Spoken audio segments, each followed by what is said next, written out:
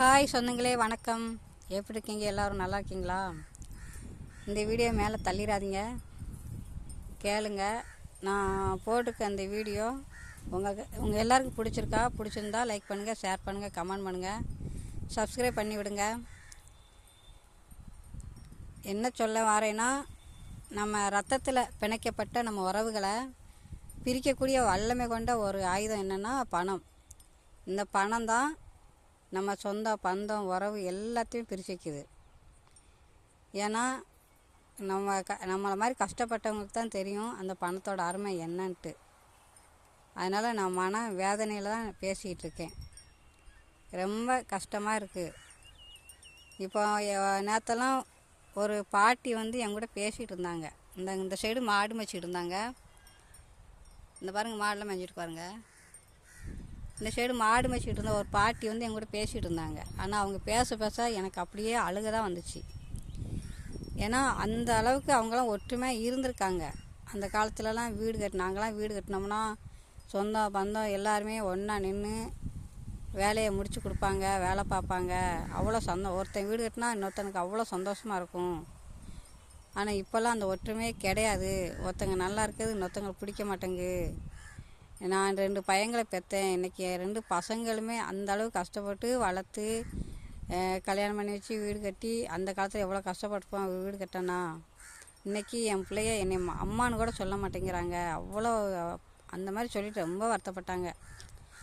ரொம்ப எனக்கே கண்ணீர் வந்துருச்சு. அந்த அளவுக்கு அந்த பாட்டி பேச பேச அவ்வளோ இதுலேயும் கஷ்டத்துலேயும் அந்த மாதிரிலாம் வாழ்ந்துருக்காங்க. நம்ம அப்போல்லாம் அவ்வளோ 1 ரூபா 2 ரூபா சம்பளத்திலே நாங்கள் அவ்வளோ சமாளித்தோம். இப்போல்லாம் மாதத்தில் 30,000 வாங்குறாங்க, 1 லட்சம் கூட வாங்குறாங்க. அதுவும் பத்தலை அப்படி சொல்கிறாங்க. அந்த அளவுக்கு இந்த காலம் கெட்டு போச்சு. அந்த மாதிரி ஒன்றா பேசிகிட்டு இருந்தாங்க. மனசு ரொம்ப கஷ்டமாக இருந்துச்சு. சொல்கிறது உண்மை தானே. இப்போ யாராக இருந்தாலும் சரி தான். இப்போ என்னையே எடுத்துக்கோங்க. நான் ஒரு நல்ல சேலையோ நீட்டாக நான் இருந்தேன்னா நம்ம மாமியோ இல்லை நாத்தனாமரோ பேசுவாங்க, இப்படி உன் பொண்டாட்டி இருந்தானா நீ வாழ்க்கையில் முன்னேறிடுவ அப்படின்னு சொல்லுவாங்க. நல்லா இருக்கிறது தப்பா சொல்லுங்கள்? ஆடை பாதி ஆளு பாதின்னு சொல்லுவாங்க.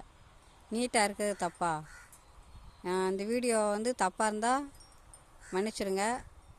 ஆனால் சொல்லுங்கள், இந்த மாதிரி கஷ்டப்படுத்தும் போது எவ்வளோ வேதனையாக இருக்கும். நம்ம என்ன தான் அவங்கள விழுந்து விழுந்து கவனித்தாலும், ஆனால் நம்ம மேலே ஒரு குறை சொல்லுவாங்க பாருங்கள், அந்த நேரம் நமக்கு இந்த வாழ்க்கையே விருத்தமாக இருக்கும். அந்த அளவுக்கு தான் எல்லாம் பெண்களுக்கு அந்த மாதிரி தான் இருக்கும். சில பேருக்கு வாழ்க்கை நல்லா அமைஞ்சிருக்கும், நல்லா அமையணும். கடவுள் அவங்களுக்கு எந்த குறையுமே விடக்கூடாது. நம்மளை மாதிரியே, அதாவது என்னை மாதிரியே யாருமே கஷ்டப்படக்கூடாது. எல்லோரும் நல்லா இருக்கணும். அந்த மாதிரி தான் நான் நினப்பேன். ஆனால் நான் யாருக்கு நல்லது செய்தனோ அவங்க தான் என்னைய ஒரு எதிரியாக பார்ப்பாங்க. அவங்க அவங்களுக்கு நான் ஒரு எதிரியாகவே மாறிடுறேன். ஆனால் அவங்க அப்படி நினைக்காங்க. நான் அந்த மாதிரி கிடையாது. இதுக்கு முன்னாடி நமக்கு மனசில் ஒரு ஏதாச்சும் கஷ்டமோ வேதனையாக இருந்தால் ஃப்ரெண்டுக்கிட்ட நம்ம சொல்லலாம். ஃப்ரெண்டு அந்த நேரத்தில் ஃப்ரெண்டுனா உயிரை கொடுக்கும் நண்பன் சொல்லுவாங்க. அந்த அளவுக்கு இருந்திருக்காங்க. ஆனால் இப்போல்லாம் அந்த மாதிரி கிடையாது. ஒரு ஃப்ரெண்டுக்குள்ளேயே நம்ம எதையுமே சொல்ல முடிய மாட்டேங்குது. அந்த அளவுக்கு மாறிடுறாங்க. அது ஏன்னே தெரியல. அந்த அளவுக்கு மாறும்போது நாம் என்ன செஞ்சோம் அப்படிங்கிறது நமக்கே ரொம்ப கஷ்டமாக இருக்குது. ஏன் இந்த மாதிரி மாறுறாங்க அந்த மாதிரிலாம் யோசிக்க தோணுது. அதனால் இப்போ ஃப்ரெண்டுன்னு ஒருத்தருமே இல்லை. அதனால தான் யூடியூப் சேனல்னு ஒன்று ஆரம்பிச்சிருக்காங்க. எல்லாம் நமக்கு ஃப்ரெண்டே யூடியூப் சேனல் தான். என்னன்னாலும் நம்ம யாரை எடுத்துக்கோங்க, என்ன ஒரு இதாக இருந்தாலும் யூடியூப் சேனலில் சொல்கிறாங்க. அவங்கவுங்க வேதனையை, அவங்கவுங்க வலி, அவங்க கஷ்டத்தை இந்த யூடியூப் சேனலில் சொல்கிறாங்க. அது மக்கள் பார்க்குறாங்க. பார்த்துட்டு சொல்கிறது நல்லது அப்படின்னு அதாவது நம்ம ஒரு கஷ்டத்துக்கு இருக்கோன்னா விடு பார்த்துக்கலாம் அப்படிங்கிற உறவு இருந்தால் போதும். நம்ம எந்த கஷ்டமும் பட வேண்டாம்.